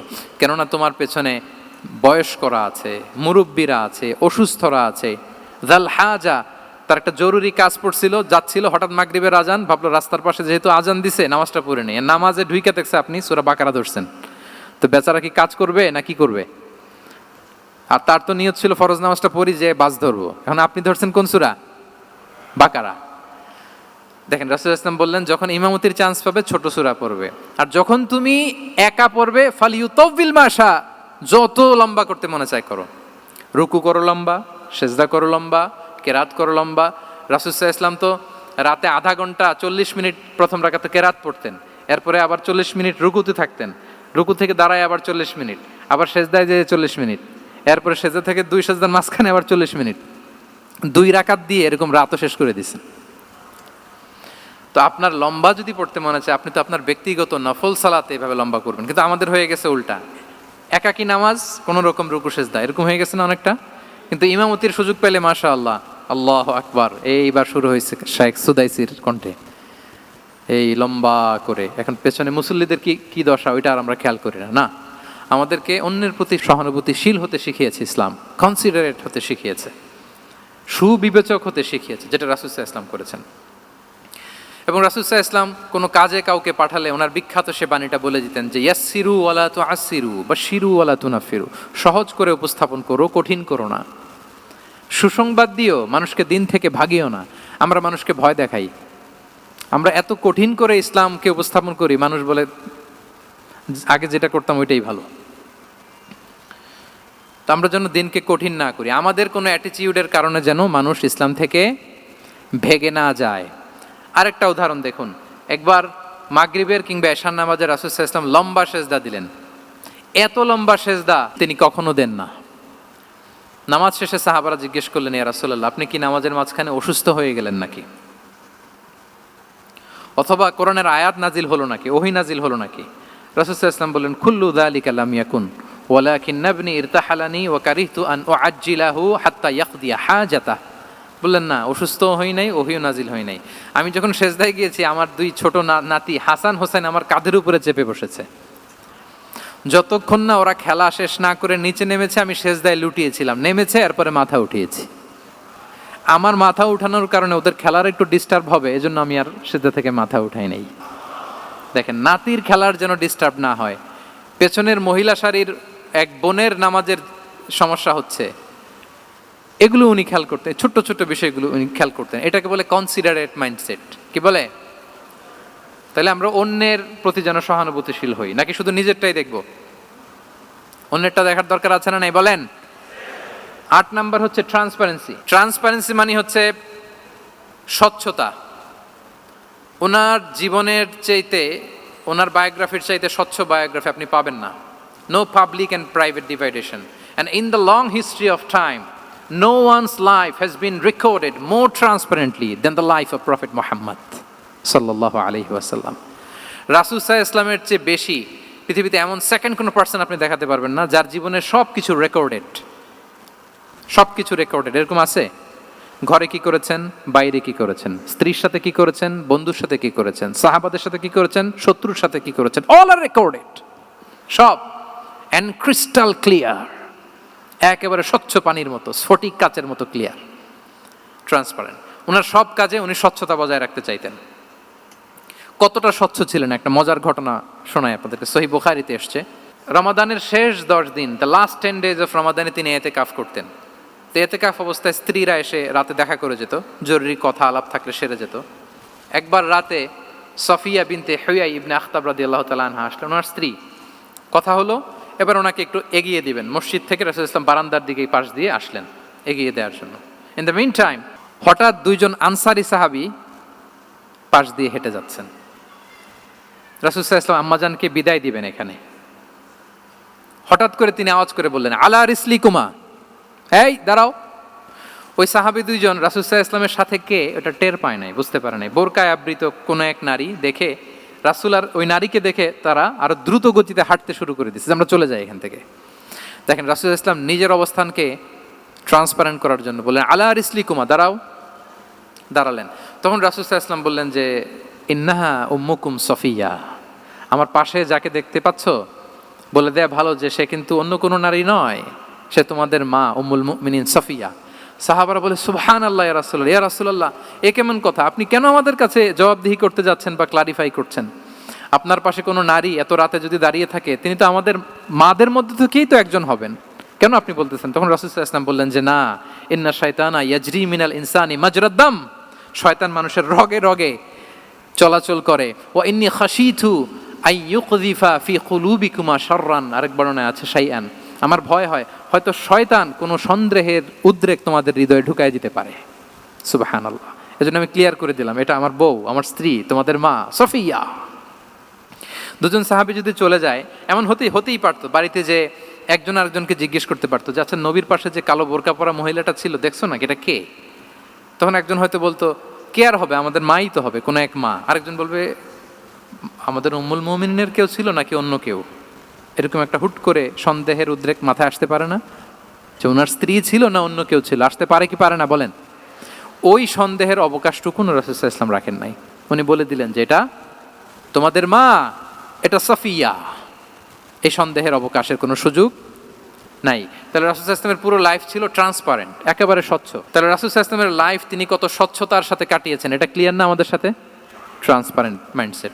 9 নাম্বার হচ্ছে অ্যাপ্রিশিয়েটিভ, অর্থাৎ অন্যের প্রশংসা করা। আমরা অনেক সময় অন্য কেউ ভালো কাজ করলে অ্যাপ্রিশিয়েট করতে চাই না, আমরা গুণমুগ্ধ হই কিন্তু গুণগ্রাহী হতে চাই না, অন্যরে ক্রেডিট দিতে চাই না, তার ভালো কাজের স্বীকৃতি দিতে চাই না। হয়তো আমার দলের লোক না, বা আমার চিন্তার লোক না, বা আমার সার্কেলের লোক না, তার প্রশংসা করতে চাই না, তার গুণগ্রাহী হতে চাই না। এরকম মেন্টালিটি আমরা অনেকে ক্যারি করি না? রাসূল সাল্লাল্লাহু আলাইহি ওয়াসাল্লাম এটা করেননি। ভালো কিছু দেখলে মুসলিম হোক অমুসলিম হোক অ্যাপ্রিশিয়েট করতেন। Basically he develop the culture of appreciation. এটা আমাদের করতে হবে। আপনার ছেলে ভালো কিছু করেছে, অ্যাপ্রিশিয়েট করেন, ও কনফিডেন্স ফিরে পাবে। আপনার স্ত্রী ভালো রান্না করেছে, অ্যাপ্রিশিয়েট করেন, সে আনন্দিত হবে। আপনার বন্ধু ভালো কিছু একটা করেছে, তাকে ইন্সপায়ার করেন, অ্যাপ্রিশিয়েট করেন। রাসূল সাল্লাল্লাহু আলাইহি ওয়াসাল্লাম একবার এক বৈঠকে 8 জন সাহাবীকে 8টা কমপ্লিমেন্ট দিয়েছেন, 8টা অ্যাপ্রিসিয়েশন দিয়েছেন। তিনি বলেছেন, আরহামু উম্মতি বি উম্মতি আবু বকর। দেখেন, 8 জন সাহাবীর 8টা গুণের বর্ণনা দিচ্ছেন। তিনি বললেন, আমার উম্মতের মধ্যে সবচাইতে রহম দিলের সাহাবী হচ্ছে কে? আবু বকর রাদিয়াল্লাহু তাআলা এত রহম দিলের ছিলেন, উনি যখন আল্লাহ রাসূল সাল্লাল্লাহু আলাইহি ওয়াসাল্লামের ইন্তেকালের পরে মসজিদে নববীতে যখন নামাজে দাঁড়াতেন, কান্নার চোটে উনি কেরাতই পড়তে পারতেন না। কমপ্লেন করতো সাহাবারা যে আমরা তো কেরাত বুঝি না, একটু স্পষ্ট করে পড়েন, কান্না একটু থামান। কেন কাঁদতেন? কারণ উনি যখন নামাজে দাঁড়াতেন ওনার ফিলিংসটা হতো এরকম যে কাইফা আকুমু মাকামা রাসূলিল্লাহ, আমি রাসূলের জায়গায় কিভাবে দাঁড়াই, এখানে তো আমার রাসূল দাঁড়িয়ে ইমামতি করেছেন, আমি নবীর জায়গায় দাঁড়িয়ে কিভাবে নামাজটা পড়াই। এই অনুভব থেকে উনি যে কাঁদতে শুরু করতেন, এই কান্নার ধাক্কায় উনি আর তেলাওয়াতই আগাতে পারতেন না। আরহামু উম্মতি বি উম্মতি আবু বকর, আমার উম্মতের মধ্যে সবচাইতে রহম দিলের হচ্ছেন আবু বকর। ও আসাদ্দুহুম ফি আমরিল্লাহি ওমর, দেখেন প্রশংসা করতেছেন। আর আমার উম্মতের মধ্যে আল্লাহর দিন বাস্তবায়নে সবচাইতে কঠোর হচ্ছে ওমর। মুনাফিকরা ওনাকে জমের মতো ভয় পেত, ইভেন শয়তান ভয় পেত। রাসূল সাল্লাল্লাহু আলাইহি ওয়াসাল্লাম বলেন, ওমর তুমি যদি এই রাস্তা দিয়ে হাঁটো, শয়তান যদি দেখতে পায়, শয়তান এই রাস্তা রেখে দিয়ে অন্য কোনো রাস্তা থাকলে ওইটা দিয়ে হাঁটে। সুবহানাল্লাহি বিহামদি।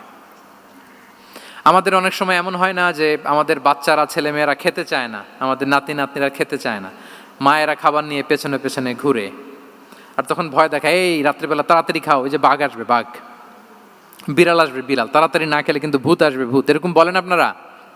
বলেন না? এই দায়িত্ব তো আপনাদের কাঁধে থাকে না? তো ওই যে আমাদের বোনরা বলতে পারবে, বোনরা খাবার নিয়ে ঠিকই রাত্রিবেলায় বাচ্চাদের পেছনে পেছনে এরকম দৌড়াতে হয়। তো কি বলতে হয় যে এই ভূত আসলো ভূত, ওই যে বিড়াল আসলো বিড়াল, কুকুর আসলো, এইগুলো বললে বাচ্চারা আবার ভয় পায়, তাড়াতাড়ি করে খায়। তো মদিনাতেও মদিনার বাচ্চারা খেতে চাইতো না। তো খেতে না চাইলে মায়েরা ভূত আসতেছে ভাল্লুক আসতেছে এগুলো না বলে বলতো হা হুয়া ইয়াতি উমর, ইয়াতি উমর, তাড়াতাড়ি খাও তাড়াতাড়ি খাও, ওই যে ওমর আসতেছে ওমর। সুবহানাল্লাহি বিহামদি। ওয়া আশাদ্দুহুম ফি আমরিল্লাহি উমর, আল্লাহর দিন বাস্তবায়নে সবচাইতে কঠোর ছিলেন ওমর রাদিয়াল্লাহু তাআলা আনহু। ওয়া আসদাকুহুম হায়াআন উসমান, সবচেয়ে লাজুক সাহাবী ছিলেন উসমান রাদিয়াল্লাহু তাআলা আনহু। শুধু অর্থ বলে যাই। ওয়া আকরাউহুম লিকিতাবিল্লাহি উবাই ইবনে কাব, সবচেয়ে কোরআনের ভালো কেরাত পড়তে পারতেন উবাই ইবনে কাব। আফরাদুহুম যায়েদ ইবনে সাবিত, উত্তরাধিকার বন্টনের নীতিমালা ফারায়েজের জ্ঞান ছিল যায়েদ ইবনে সাবিত রাদিয়াল্লাহু তাআলা। ওয়া আ'লামুহুম বিল হালালি ওয়াল হারামি মুআদ ইবনে জাবাল, এই উম্মতের হালাল হারামের স্পেশালিস্ট সাহাবী হচ্ছেন মুআদ ইবনে জাবাল। আলা ওয়া ইন্না লিকুল্লি উম্মাতিন আমিনান ওয়া আমিনা হাদিহিল উম্মাহ আবু উবাইদা ইবনুল জাররাহ, সব উম্মতের একজন বিশ্বস্ত লোক থাকে, এই উম্মতের সবচাইতে বিশ্বস্ত লোক হচ্ছে আবু উবাইদা ইবনুল জাররাহ। দেখেন 8 জন সাহাবীর 8টা গুণের কথা বললেন। আচ্ছা, রাসূল সাল্লাল্লাহু আলাইহি ওয়াসাল্লাম যখন সাহাবীদের প্রশংসা করেছেন, ওই সাহাবীদের কেমন লেগেছে বলেন তো? ফিলিংসটা ভালো লেগেছে না? হৃদয়ে জুড়িয়েছে, ইন্সপায়ার্ড হয়েছেন, মোটিভেটেড হয়েছেন। সাহাবীদের মধ্যে সবচাইতে সুরেলা গলার কণ্ঠের অধিকারী ছিলেন আবু মুসা আল-আশআরী রাদিয়াল্লাহু তাআলা আনহু। তো রাসূল সাল্লাল্লাহু আলাইহি ওয়াসাল্লাম একবার রাত্রিবেলা তার বাসার পাশ দিয়ে যাচ্ছিলেন, দীর্ঘ সময় ওনার কণ্ঠের তেলাওয়াত শুনলেন। পরের দিন সকালে বললেন যে আবু মুসা, তুমি তো চমৎকার গলায় তেলাওয়াত করো। আবু মুসা বলে, ইয়া রাসূলুল্লাহ, আমি তো কোনোদিন আপনার সামনে দাঁড়িয়ে তেলাওয়াত করি না, আপনি কি করে জানলেন? রাসূল সাল্লাল্লাহু আলাইহি ওয়াসাল্লাম বললেন, গত রাতে তুমি যখন তেলাওয়াত করছিলে আমি তোমার ঘরের পাশ দিয়ে যাচ্ছিলাম, আমি মনোযোগ দিয়ে শুনেছি। আবু মুসা বলে, ইয়া রাসূলুল্লাহ, আপনি আমার তেলাওয়াত শুনতেছেন, ওইটা জানলে তো আমি ফজর পর্যন্ত তেলাওয়াত চালিয়ে যেতাম, হাত্তাল ফাজর আমি তেলাওয়াত চালিয়ে যেতাম ইয়া রাসূলুল্লাহ। আল্লাহ রাসূল সাল্লাল্লাহু আলাইহি ওয়াসাল্লাম তখন বললেন, লাকাদ উতিতা মিজমারান মিন মাজামিরি আলি দাউদ, হে আবু মুসা, দাউদ আলাইহিস সালামের গলায় আল্লাহ তাআলা যেমনি সুরের ঝংকার দিয়েছেন, এই উম্মতের মধ্যে তোমার গলায় আল্লাহ সেই সুরের লহরী ঢেলে দিয়েছে। বলেন এই অ্যাপ্রিসিয়েশন যখন রাসূলের মুখ থেকে পাইলো কেমন লাগবে ওনার? এখানে ধরেন আপনি কেউ হাফেজে কোরআন শেখ সুদাইস যদি বলে যে মাশাআল্লাহ মাশাআল্লাহ আনতা কারিউল কুররা, আপনাকে যদি এটা বলে কেমন লাগবে আপনার? হ্যাঁ, সারা দুনিয়া তো এটা বলে বেড়াবেন যে শেখ সুদাইস আমার রেসিটেশনের প্রশংসা করেছে, খাবার ইমাম আমার প্রশংসা অ্যাপ্রিসিয়েট করেছে। আর স্বয়ং রাসূলুল্লাহ সাল্লাল্লাহু আলাইহি ওয়াসাল্লাম যখন বলে তোমার গলায় আল্লাহ সুরের ঝংকার ঢেলে দিয়েছে, তখন ওনার কেমন লেগেছে? এজন্য আপনার ছেলে মেয়ে স্ত্রী বন্ধু আপনার সার্কেলের কেউ কোনো ভালো কাজ করলে কৃপণতা করবেন না, অ্যাপ্রিসিয়েট করুন। রাসূল সাল্লাল্লাহু আলাইহি ওয়াসাল্লাম অ্যাপ্রিসিয়েশন আমাদেরকে শিখিয়েছেন।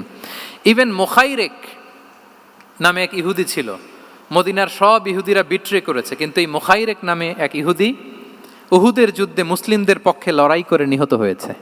সে তার কথা রেখেছে। মুসলিম সাহাবীদের শহীদদের লাশের সাথে যখন এই ইহুদি তার লাশও আনা হলো, রাসূল সাল্লাল্লাহু আলাইহি ওয়াসাল্লাম তার দিকে তাকায় বললেন, মুখাইরিক খায়রু ইয়াহুদ, Mukhayriq is the best among Jewish. তিনি বললেন মোখাইরিক, এই পৃথিবীতে যত ইহুদি আছে এখানকার ইহুদিদের মধ্যে মোখাইরিক হচ্ছে সবচেয়ে শ্রেষ্ঠ ইহুদি। দেখেন মোখাইরিক কোন ধর্মের ছিলেন? মুসলিম নাকি? কোন ধর্মের? ইহুদি হওয়ার পরেও তাকে এপ্রিসিয়েশন করতে রাসূল সাল্লাল্লাহু আলাইহি ওয়াসাল্লাম ভুলেন নাই। তাহলে আমরা যেন এপ্রিসিয়েটিভ মাইন্ডসেটের অধিকারী হই।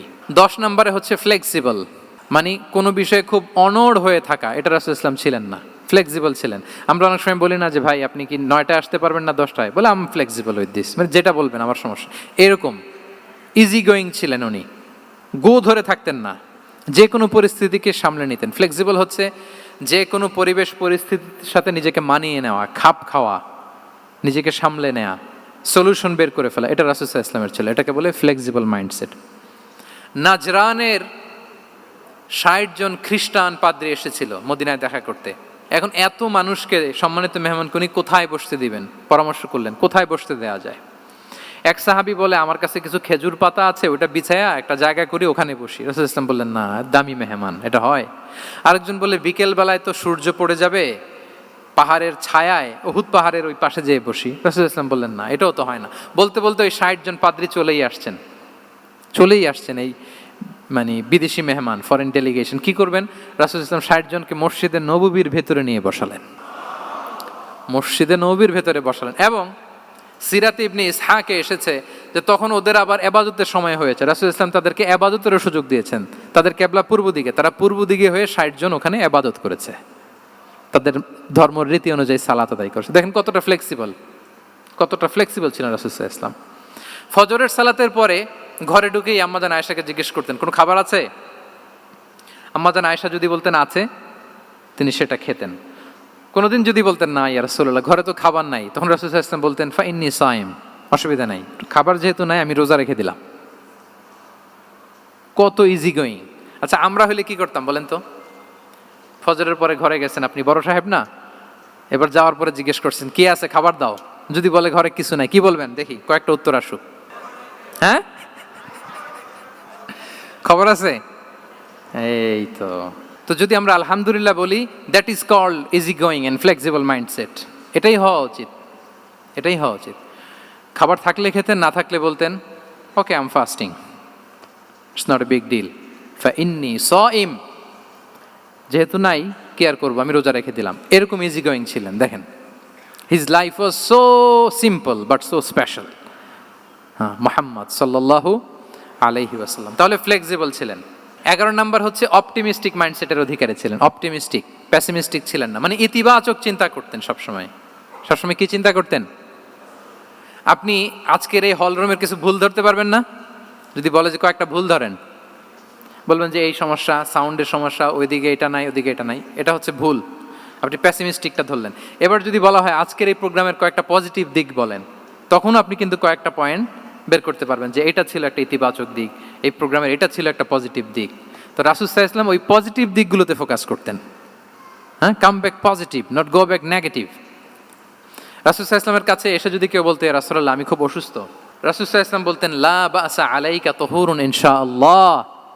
ইয়া রাসূলুল্লাহ আমি অসুস্থ, রাসূল সাল্লাল্লাহু আলাইহি ওয়াসাল্লাম বলতেন আরে don't worry, it will cleanse up you from your sins if Allah wish, ইনশাআল্লাহ এতে তোমার যে গুনাহ টুনা আছে, পাপ আছে, এই পাপগুলোকে আল্লাহ তাআলা এই অসুস্থতা দিয়ে মোচন করে দিচ্ছেন। পড়েন সুবহানাল্লাহ। তাইলে আপনি অসুস্থতার মধ্যে একটু হালকা হইলেন না যে জ্বরে ভুগতেছি, কিন্তু এই জ্বরে নাকি আমার গুনাহ মাফ হয়ে যায়। পেটের ব্যথায় আক্রান্ত, মাথা ব্যথায় আক্রান্ত, কিন্তু এটাতে নাকি আল্লাহ আমার পাপ মোচন করে দেয়, তাহলে একটু ভাল লাগবে না? তাহলে দেখেন একটা কঠিন পরিবেশকে রাসূল সাল্লাল্লাহু আলাইহি ওয়াসাল্লাম সহজ করতেন। অসুস্থ শুনলেই লা বাস তুহুরুন ইনশাআল্লাহ, আর কিছু হবে না, আল্লাহ তোমার গুনাহ মাফ করে দিচ্ছে। অসুস্থ ব্যক্তি দেখলেই মাথায় হাত দিয়ে দোয়া করতেন আল্লাহুম্মা রাব্বান নাস আযহিবিল বাস ইশফি আনতাশ শাফি লা শিফাআ ইল্লা শিফাউক শিফাআন লা ইউগাদিরু সাকামা। উজ্জীবিত হয়ে যেত অসুস্থ ব্যক্তি। আমরা কি করি? কাউকে অসুস্থ দেখলে, রোগাক্রান্ত দেখলে, ওই রোগে সবচাইতে কষ্ট পেয়ে যে মারা গেছে তার ঘটনা বলা শুরু করি যে হায় রে ভাই আপনার ক্যান্সার, আমার এক খালা ছিল ক্যান্সারের 4th স্টেজে চলে গেছিল, 14টা কেমো দেয়া লাগছে, এই যে ফিরিস্তি একেবারে ওনার দাফন কাফন পর্যন্ত। এখন বলেন ওই লোক যাও সুস্থ ছিল, এখন আর সুস্থ থাকবে? কথা বলেন থাকবে? একটা দিব্যি সুস্থ মানুষকে যদি আপনি বলেন ভাই আপনাকে দেখতে কেমন যেন একটু রোগা রোগা লাগতেছে, অসুস্থ নাকি? এরপরে প্ল্যান করে ধরেন আপনি বললেন, উনি আবার ওদিকে যাওয়ার পরে আরেকজনকে প্ল্যান করে বলতে বললেন, ও বললো ভাই ব্যাপার কি, চেহারাটা কেমন শুকনা শুকনা। এরকম 5 জন বলার পরে ওই বিকেলে কাঁথা গায়ে দিয়ে শুয়ে ফেলবে বিছানায়। তো আপনি অসুস্থ এমনি বানায় ফেলছেন। কিন্তু রাসূলুল্লাহ সাল্লাল্লাহু আলাইহি ওয়া আলিহি ওয়াসাল্লাম উনি বলতেন লাবাস লাবাস আলাইক তাহুরুন ইনশাআল্লাহ, আরে সুস্থ হয়ে যাবা। এজন্য দেখতে গেলে আপনি উৎসাহিত করবেন, বলবেন আরে ভাই আপনারা তো খুব সুস্থ লাগতেছে। কে বলছে আপনি অসুস্থ? অসুস্থতার কোনো ছোঁয়াই তো আপনার মধ্যে নাই। হ্যাঁ, you are looking very fine, চমৎকার লাগতেছে আপনার, কে বলছে? তো ভালো হয়ে যাচ্ছেন। এটা বললে উনি আশা পায়। আর আপনি যদি ওই রোগে সবচেয়ে কষ্ট পেয়ে যে মারা গেল, এই ঘটনা যদি ওনারে শোনান, উনি বাঁচবে বলেন? তাহলে আমরা মানুষকে উৎসাহিত করব, অপটিমিস্টিক হব, প্যাসিমিস্টিক হব না। এবার বলুন, হুনাইনের যুদ্ধে কুইজ, হুনাইনের যুদ্ধ কত হিজরিতে হয়েছিল? 8ম। হ্যাঁ, মাত্র 2-4 জন বলতেছে। আমাদের ওই যে হাসানা ফাউন্ডেশনের একটা সিরা অলিম্পিয়াড চলতেছে, এটাতে অংশগ্রহণ করতে হবে আপনাদের। আমরা প্রতিদিন একটা করে কুইজ জানান দিচ্ছি মানুষদেরকে, একেবারে সব মুখস্থ হয়ে যাবে ইনশাআল্লাহ। তাহলে 8ম হিজরিতে হাওয়াজিন বনু সাকিব গোত্রের বিশাল ব্যাটালিয়ন নিয়ে ওরা আসছে, এবং ওরা আসছে যে আমরা শুধু একা যাব না, আমাদের স্ত্রী বাচ্চা কাচ্চা, আমাদের যার ঘরে যত সম্পদ আছে সব নিয়ে মরুভূমিতে যাব। এটা নিয়ে যাব কেন? সবার মধ্যে যেন ইন্সপিরেশন আসে যে যদি আমরা হারি, আমরা সব শেষ, আমাদের সম্পদও নিয়ে যাবে। আর এগুলো রক্ষার জন্য হলেও মুহাম্মদের বিরুদ্ধে আমাদেরকে জয়লাভ করতে হবে। কি টেকনিক দেখেন! সব যখন নিয়ে দাঁড়াইছে বিশাল বাহিনী, এক সাহাবী এসে বলল, ইয়া রাসূলুল্লাহ, কালকে তো আমাদের খবর আছে, এই বাহিনীকে আমরা কি করে পরাস্ত করব? ইয়া রাসূলুল্লাহ, এসে দেখুন, পাহাড় থেকে দেখুন কত বিশাল বাহিনী। রাসূল সাল্লাল্লাহু আলাইহি ওয়াসাল্লাম দেখা মাত্রই বললেন, তিলকা গনিমাতুল মুসলিমিনা গাদান ইনশাআল্লাহ। আরবি যারা বোঝেন যে it will be the war booty for the Muslim community tomorrow ইনশাআল্লাহ। আরে এগুলো তো আমরা সব গনিমত আকারে ব্যাগে কইরা মদিনায় নিয়ে যাব। এই যুদ্ধে জয়লাভ করে যা আছে এগুলো উটে করে ওয়ার বুটি হিসেবে মদিনায় নিয়ে যাব। বলার সাথে সাথে সাহাবীদের সব ভয় দূর হয়ে গেল, আবার প্রাণ ফিরে পেলেন, সজীব হয়ে উঠলেন, উজ্জীবিত হলেন। তাহলে আমরা অপটিমিস্টিক হব, আমরা ইতিবাচক চিন্তা করব। এবং ইসলাম আল্লাহ তাআলার ব্যাপারেও আমাদেরকে ইতিবাচক ধারণা রাখতে উৎসাহিত করে। হাদিসে কুদসিতে আল্লাহ বলেন, আনা ইনদা যান্নি আবিদি বি, আমার বান্দার নিকট আমি তেমন, আমার বান্দা আমার ব্যাপারে ঠিক যেমন ধারণা করে। আপনি যদি ধারণা করেন আল্লাহ দয়ালু, ঠিকই আল্লাহ তাআলাকে দয়ালু পাবেন। এখন বলেন, আল্লাহর ব্যাপারে কার ধারণা কেমন? আল্লাহ তাআলা খুব প্রতিশোধ পরায়ণ না? প্রচন্ড রাগী, আমাদের সবাইকে জাহান্নামে দেওয়ার জন্য বসে আছেন না? তাহলে কি ধারণা বলেন তো? তিনি দয়াময়, তিনি মেহেরবান, তিনি আমাদেরকে অবশ্যই ক্ষমা করবেন। এই বিশ্বাস আল্লাহর প্রতি আমাদের সবার আছে তো? এই বিশ্বাস যদি থাকে, ঠিকই আল্লাহ তাআলাকে রহমান রাহিম হিসেবেই আপনি পাবেন। লাস্ট হচ্ছে রেজিলিয়েন্ট। শেষ, I am going to conclude my speech today. Resilient হচ্ছে যাকে থামানো যায় না, আনস্টপেবল। সংকট কাটিয়ে ঘুরে দাঁড়ানোর সামর্থ্য যার থাকে তাকে বলে রেজিলিয়েন্ট। লেগে থাকার মানসিকতা, টিকে থাকার যোগ্যতা, সহজে হার না মানার যে অ্যাটিটিউড, এটাকে বলে রেজিলিয়েন্ট মাইন্ডসেট। রাসূল সাল্লাল্লাহু আলাইহি ওয়াসাল্লামকে আল্লাহ তাআলা এই মাইন্ডসেট দিয়েছিলেন। ওনাকে হারাইতে পারছে কেউ? জীবনের সাথে এটা সেট করে নেন যে আমি কখনো হারি না, আমি হয় জিতি নয় শিখি। আমি কখনো হয় জিতি নয় শিখি। এই মাইন্ডসেট যদি গ্রো করেন, আপনার হারাইতে পারবে কেউ? পারবে না। রাসূল সাল্লাল্লাহু আলাইহি ওয়াসাল্লাম, he was unstoppable, having unbelievable সাবর। ধৈর্যের পাহাড় নিয়ে, আনস্টপেবল অ্যাটিটিউড নিয়ে তিনি শুধু সামনে গিয়েছেন, পেছনে যান নাই কখনো। সীমাহীন কষ্ট আর সংগ্রামের মধ্য দিয়ে গিয়েছেন, থামাতে পারে নাই ওনাকে কেউ পারে নাই। ইয়াতিম হিসেবে জন্মগ্রহণ করলেন, পৃথিবীর আলো দেখবার আগে বাবাকে হারালেন, ছোট বয়সে মাকে হারালেন, পরে দাদাকে হারালেন, এরপর চাচাকে হারালেন। শিয়াবে আবি তালেবে জেল খেটেছেন 3 বছর। Physical torture, mental torture, life threat, হত্যা করার ষড়যন্ত্র হয়েছে। আল্লাহ তাআলা বলেছেন আজ রাতে হিজরত করো। ব্ল্যাক ম্যাজিক করা হয়েছে। লাবিদ ইবনুল আসাম, এক ইহুদিদের মিত্র, ওনাকে ব্ল্যাক ম্যাজিক করেছে। মারার জন্য খাদ্যে বিষ মিশিয়ে দেওয়া হয়েছিল। বাজুর মাংস, খাসির বাজুর মাংস পছন্দ করতেন। খাইবারের এক ইহুদি নারী এই ছাগলের এই মাংসের মধ্যে বিষ দিয়েছিলেন। ইহুদিদের পক্ষ থেকে betray, treachery, conspiracy and what not, কি বাকি ছিল বলেন? ষড়যন্ত্রের এমন কোনো ধরন ছিল না যেটা তারা বাকি রেখেছে। কিন্তু রাসূল সাল্লাল্লাহু আলাইহি ওয়াসাল্লামকে কি থামানো গিয়েছিল? বলেন থামানো গিয়েছিল? গোটা বিশ্বব্যাপী উনি ছড়িয়ে দিয়েছিলেন লা ইলাহা মুহাম্মাদুর, so nothing can stop him. আমাদের যে লক্ষ্য, ওই লক্ষ্য পানে আমরা পৌঁছবই, আমাদেরকে কোনো কিছু থামাতে পারবে না, ইনশাআল্লাহ বলেন। আমরা আমাদের লক্ষ্য পানে মানজালে মাকসাদে দৌড়ে দৌড়ে যাব। আমাদেরকে থামিয়ে দেয়া হলে আমরা হাঁটতে থাকব, সেখানে আমাদেরকে আঘাত করা হলে আমরা হামাগুড়ি দিয়ে সামনের দিকে যেতে থাকব, সেখানেও থামিয়ে দেওয়ার চেষ্টা করা হলে আমরা আমাদের মঞ্জিলে মাকসিদের দিকে অপলক নেত্রে চেয়ে থাকব। আমাদেরকে কেউ থামাতে পারবে? রেজিলিয়েন্ট, অনর, অটল, আনস্টপেবল, এই মাইন্ডসেটের অধিকারী ছিলেন। ফলেই তিনি লা ইলাহার বাণীকে গোটা বিশ্বে ছড়িয়ে দিতে পেরেছেন। তাহলে আমরা রেজিলিয়েন্ট হতে চাই কি চাই না বলেন? সম্মানিত শুধু মোট কয়টা মাইন্ডসেট জানলাম? 12টা। এগুলোকে আমরা নিজেদের মধ্যে ধারণ করতে পারবো ইনশাআল্লাহ। কারণ রাসূল সাল্লাল্লাহু আলাইহি ওয়াসাল্লাম আমাদের জন্য যা নিয়ে এসেছেন ওইটাই আমাদের আঁকড়ে ধরতে হবে। যেটা বারণ করেছেন ওইটা থেকে আমাদের দূরে থাকতে হবে। যে আয়াত দিয়ে শুরু করেছিলাম সূরা হাশরে, রমা আতাকুমুর রাসূলু ফাখুযুহু ওয়া মা নাহাকুম আনহু ফানতাহু। নবী যা এনেছে ধরো, নবী যা বারণ করেছে সেগুলো ছেড়ে দাও। আমরা আল্লাহ তাআলার কাছে কামনা করি আমার নবী ওনার যে থট প্রসেসকে ডেভেলপ করেছেন, ওনার যে অ্যাপ্রোচ অ্যান্ড মাইন্ডসেটকে ডেভেলপ করেছেন, আমরাও যেন আমাদের মাইন্ডসেটকে ঠিক ওইভাবে করতে পারি। আমাদের রাসূল সাল্লাল্লাহু আলাইহি ওয়াসাল্লাম যেভাবে চিন্তা করতেন, আমাদের ভাবনা এবং চিন্তার আঙ্গিনাও যেন ঠিক সেই রকম হয়। আমরা সবাই পড়ি আমিন। তার মাইন্ডসেট হবে আমাদের মাইন্ডসেট, কি বলেন? পারা যাবে তো ইনশাআল্লাহ? তাহলে কয়টা মাইন্ডসেটের কথা বলেছি? 1 নম্বরে কি ছিল? God centric. 2 নম্বরে ভিশন ওরিয়েন্টেড। 3 নম্বরে উইজডম ড্রিভেন। 4 নম্বরে রিফর্ম সেন্ট্রিক। 5 নম্বর ওপেন মাইন্ডেড। 6 নম্বর এন্টারপ্রেনার। 7 নম্বর কনসিডারেট। 8 নম্বর ট্রান্সপারেন্ট। 9 নম্বর অ্যাপ্রিসিয়েটিভ। 10 নম্বর ফ্লেক্সিবল। 11 নম্বর অপটিমিস্টিক এবং 12 নম্বর রেজিলিয়েন্ট। এটা ছিল রাসূল সাল্লাল্লাহু আলাইহি ওয়াসাল্লামের মাইন্ডসেট। এই মাইন্ডসেট দিয়ে যদি আমরা আমাদের মাইন্ডসেটকে সাজাতে পারি, আমাদের সফলতা দুনিয়া এবং আখিরাতে কেউ ঠেকাতে পারবে? আল্লাহ তাআলা আমাদের সবাইকে কথাগুলো বোঝার ও আমল করার তৌফিক দান করুক। হাদা মা ইনদি ওয়াল ইলমু ইনদাল্লাহি আলাইহি তাওয়াক্কালতু ওয়া ইলাইহি উনীব। আসসালামু আলাইকুম ওয়া রাহমাতুল্লাহি তাআলা ওয়া বারাকাতুহু।